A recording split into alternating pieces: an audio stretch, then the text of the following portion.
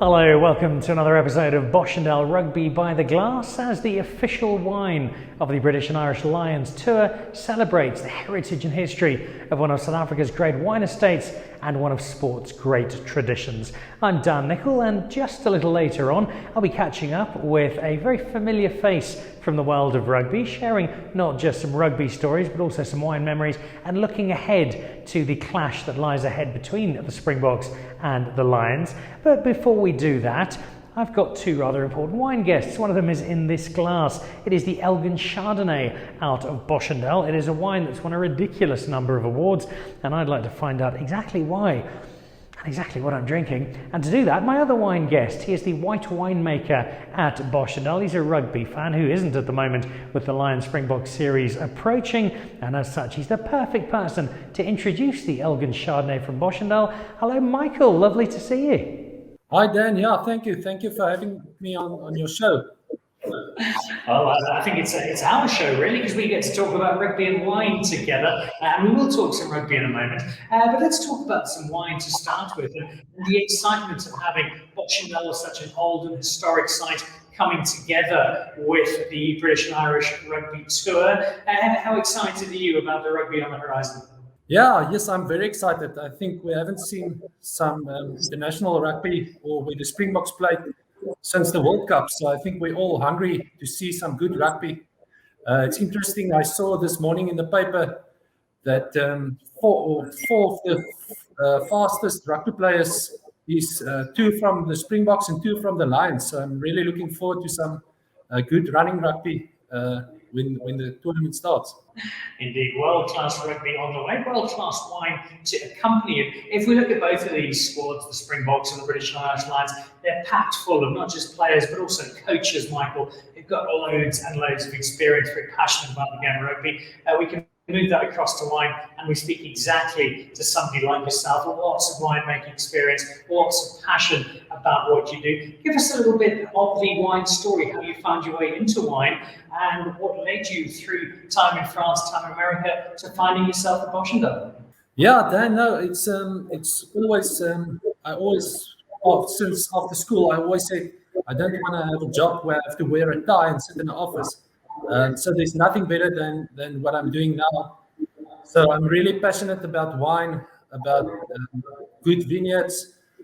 And yeah, so I've spent a few vintages in the sea as well. I worked for some really good wineries in South Africa. And yeah, the last 2 years I'm with Boschendal, and I'm really enjoying it, working with really good grapes and hopefully trying to make the best wine that we can. And now your particular focus is white wine. Give us a bit of a rugby analogy in terms of how the difference works. A red winemaker versus a white winemaker, a forward versus a back. The forwards and backs are all playing rugby, but they've got different spaces. You're still making wine, but you're focused on the wine. Is there a huge difference between the two? Yeah, there's quite a big difference. If I must compare it to rugby, I would say white wines is the backline players, a little bit more elegant. Where the red wine is a little bit more robust, reminds me of the forwards up there in the scrum.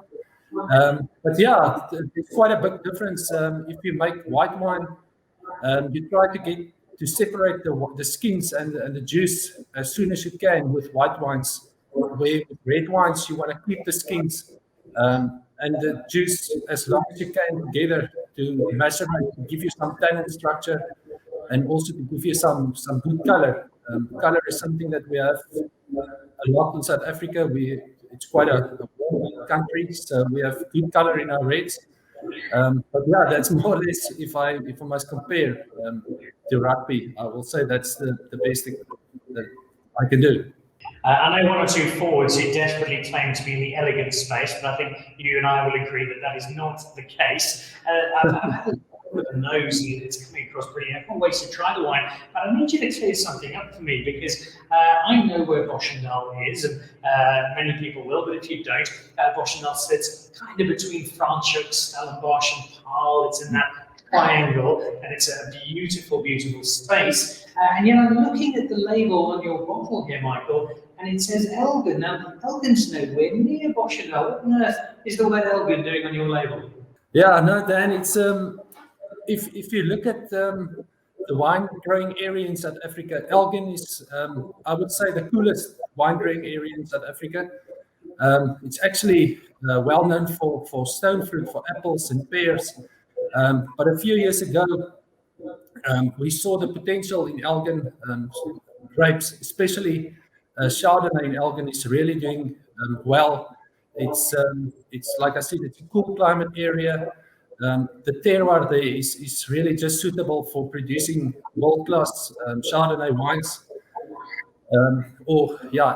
It's actually well known for Chardonnay, Shiraz, Pinot Noir, but Chardonnay, I must say, is really the grapes that we get from there is really world class.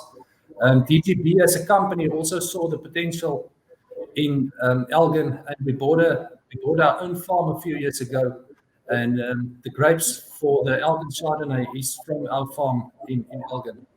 But really cool climate. It's really very well suited for growing premium grapes. So maybe not dissimilar then to the Lions bringing in Johan van der Merwe from South Africa to play for them. You bought some grapes in for Elgin, and very successfully so, because I was having a flick through earlier this morning. Top 30 wine in the world, or the world's best Chardonnay. You've got some serious awards for this wine, Michael.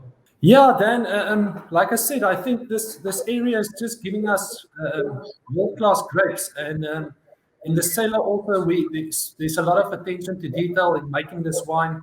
The grapes will come into the cellar. We do hand sorting on the bunches, whole bunch pressing, long settling on the grapes, on the juice. And then we do a little bit of a wild ferment as well on the wine.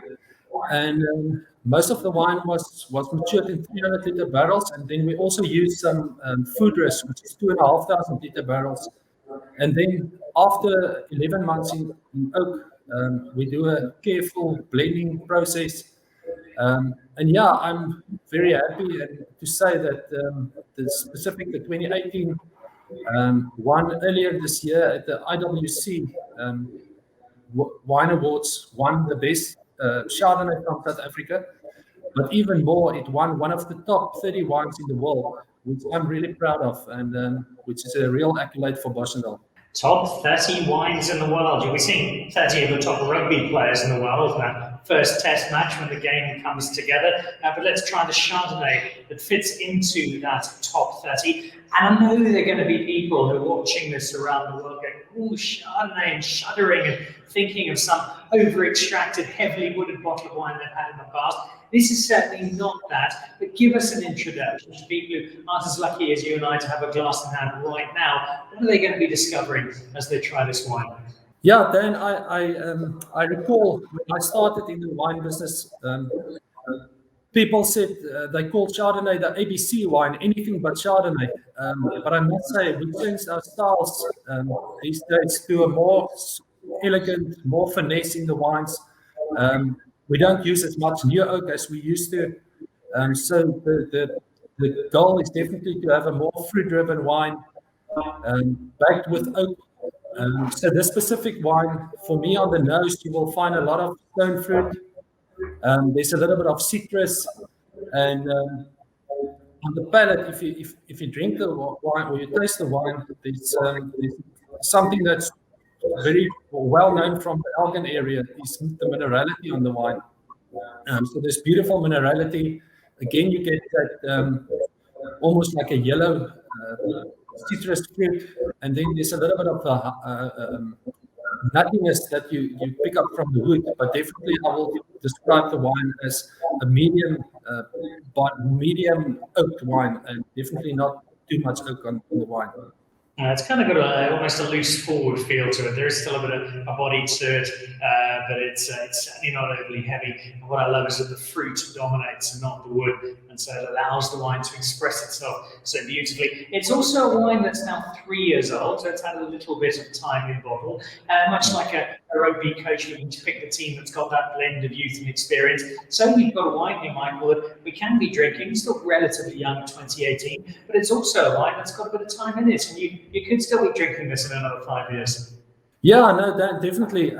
If you talk about Elgin again, the cool climate That means it's a slow ripening period, so the grapes ripen in a long time, and that gives us low pH, high natural acidity in the wine, and that is really a winning combination for wine to mature for quite a long time if you have a low pH in the wine.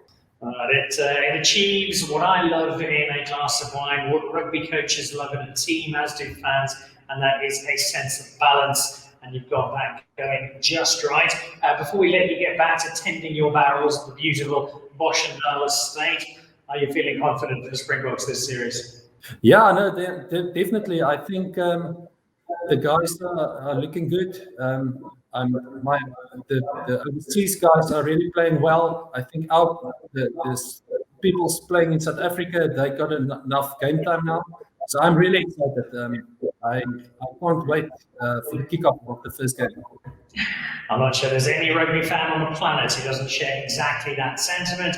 I will be amongst them waiting for the kickoff this weekend of the first game of the tour, and then leading into that first test. And amongst the glasses of wine, I'll have an hand. Chardonnay will certainly be part of that. It's the Elgin Appellation Chardonnay, Elgin in that cool climate, producing such balanced Chardonnay, and that is exactly why Boschendal pulled those grapes in and created exactly what I'm drinking now. It's not just the grapes, though. It also needs a masterful hand at the tiller, and that's what we have in the form of Michael. So, Michael, thank you for joining us. Keep making fabulous wine, and enjoy the rugby. Cheers. Thanks, Dan. Yeah, no, thank you. And I think there's some big rugby on its way, and I can't wait.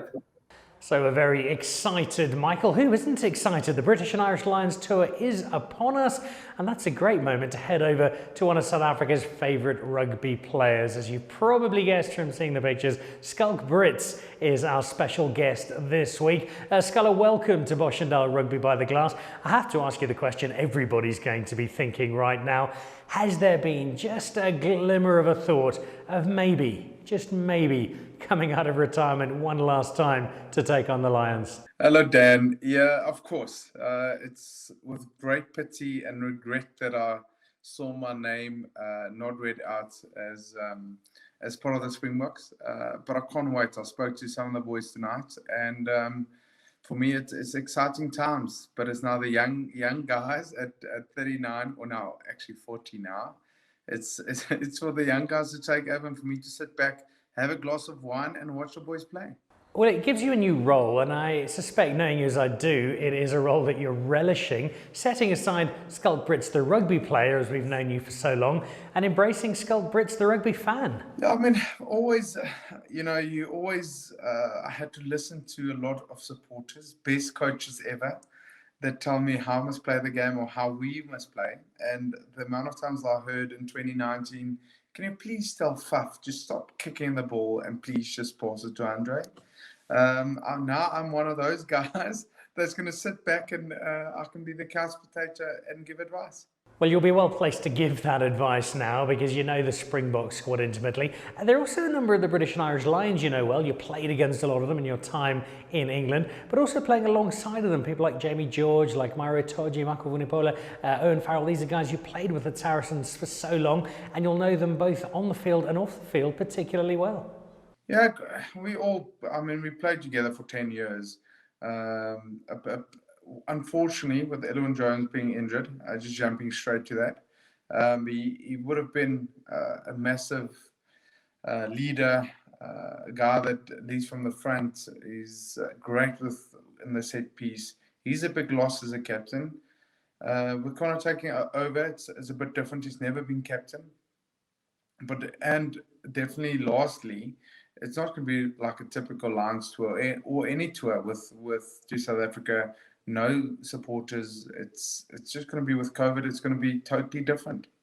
Fair enough, but it is still a British and Irish Lions tour, and we're genuinely excited about it. Not just what's coming, but what has gone before. We're celebrating the history and heritage of this team, of this tour, as we are the history and heritage of Boschendal, with a glass of, in this case, some rather nice Elgin Chardonnay. What does it mean to you as a rugby player, as a rugby fan, this sense of legacy that the British and Irish Lions has?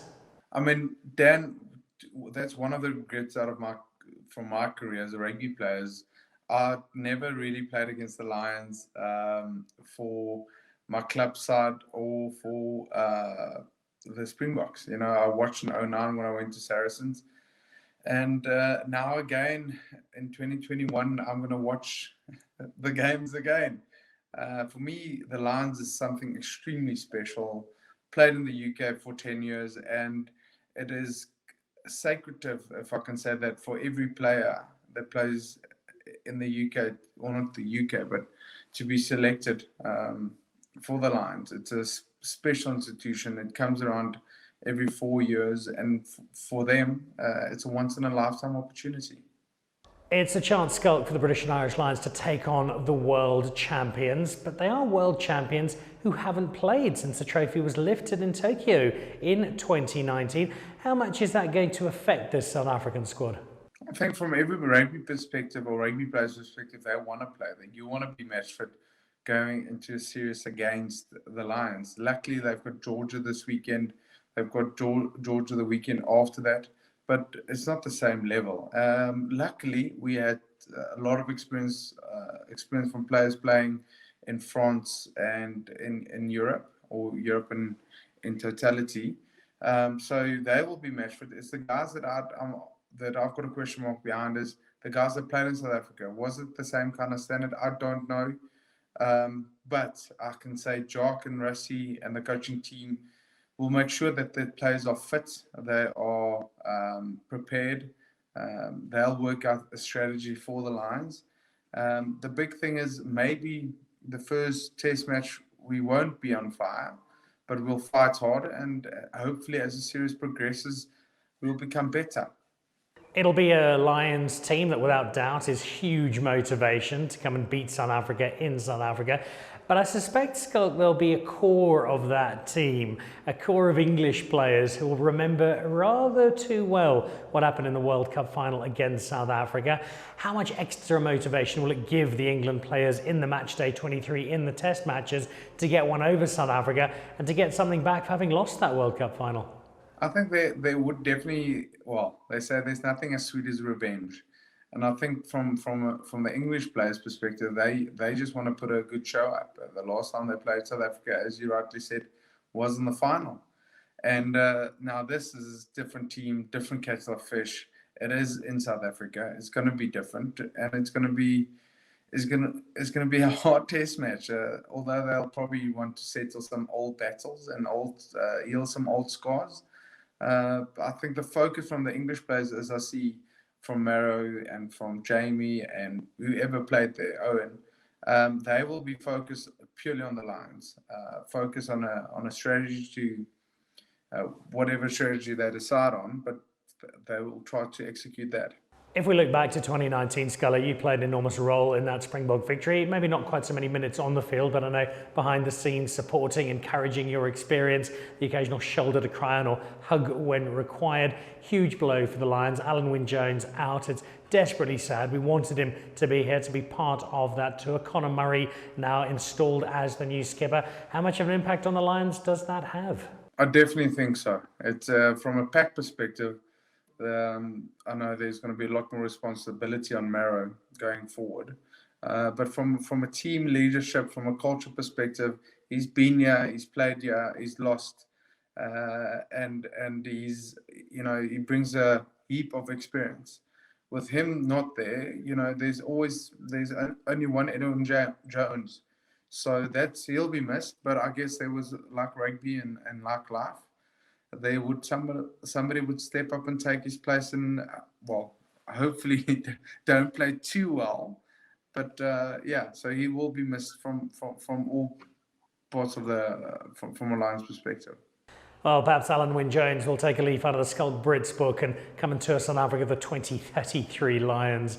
That tour is 12 years off. We're just weeks away from the first test. We're celebrating all of the rugby with a glass of Boschendal in hand. This is the Elgin Chardonnay. Michael, the white winemaker at Boschendal, took us through it just a little earlier on. Is Schalk Brits a Chardonnay man? Well, I'm pretty much just any wine that I like. To be honest, Dan, the Boschendal estate is phenomenal. They've got a great pump track where the boys go on their bicycle trips. There's great mountain biking, and then the best of all, afterwards you go to the Werf, and then you have a great piece of meat or food or whatever you want to eat with a great glass of wine.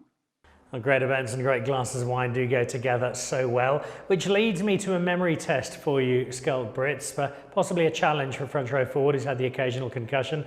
When you look back over this storied career of yours, you've played so much fantastic rugby, you've done so well all over the world. What, for either club or country, would be the moment top of the list for you raising a large glass of Boschendal 2 and recalling with the greatest fondness?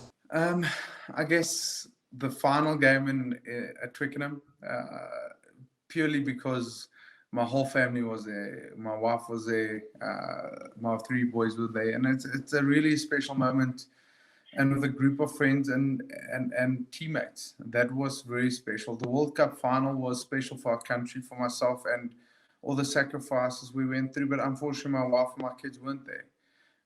Except that the first Premiership final was great, that we won, or the first title we won, and then the European. But the last game was very special, Dan. Do yourself a favour when you've done watching this. Jump online, steal the neighbour's Wi-Fi password, have a quick Google search, and just remind yourself exactly how extraordinary the Schalk Brits career has been and all that he has won in his time playing in South Africa and in the UK. Schalk, before we let you go and wrap up what's been a lovely session with you, you are taken into the Springbok change room before the first test against the British and Irish Lions. You're no longer part of the squad. You know them so well. You know the game of rugby better than most. What are your words of motivation to this year's Springbok team?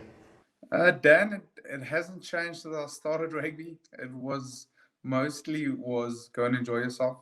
That's why we play the game. Secondly, enjoy it with your friends, because although they're teammates, your friends as well. And go kick the living, I can't say that, crap out of the opposition. Enjoy the physicality.